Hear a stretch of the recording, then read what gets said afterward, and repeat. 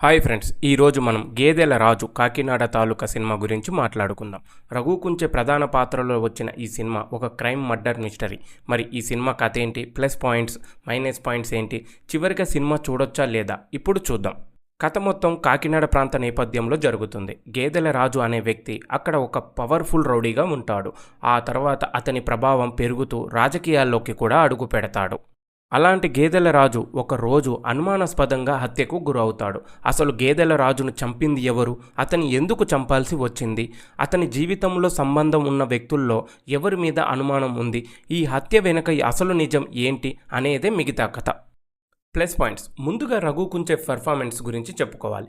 గేదెల రాజు పాత్రలో ఆయన బాగా చేశారు. ముఖ్యంగా కాకినాడ యాస, బాడీ లాంగ్వేజ్, స్క్రీన్ ప్రెజెన్స్ ఆ పాత్రకు బాగా సెట్ అయ్యాయి. అలాగే రవి, చిన్ని, బిల్లి పర్ఫార్మెన్స్ కూడా సినిమాలో బాగుంటుంది. కాకినాడ ప్రాంతాన్ని చూపించిన విధానం, అక్కడి లొకేషన్స్ సినిమాకు న్యాచురల్ ఫీల్ తీసుకువచ్చాయి.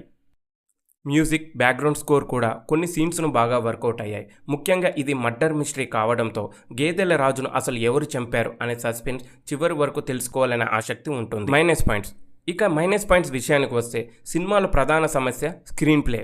కథలో మర్డర్ మిస్టరీ అనే మంచి పాయింట్ ఉన్నప్పటికీ దాన్ని చెప్పే విధానం కొన్ని చోట్ల కొంచెం కన్ఫ్యూజింగ్గా అనిపిస్తుంది.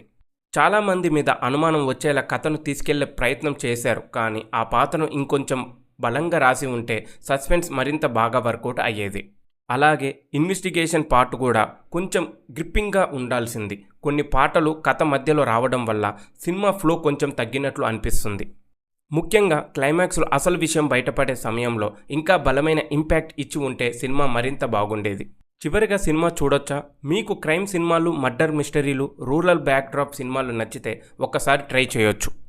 Raghu Kunche performance, Kakinada backdrop, murder mystery సినిమాకి ప్లస్. కానీ స్క్రీన్ ప్లే ఇంకా టైట్గా ఉండి ఇన్వెస్టిగేషన్ పార్ట్ మరింత గ్రిప్పింగ్గా ఉంటే సినిమా ఇంకా బాగా వర్కౌట్ అయ్యేది.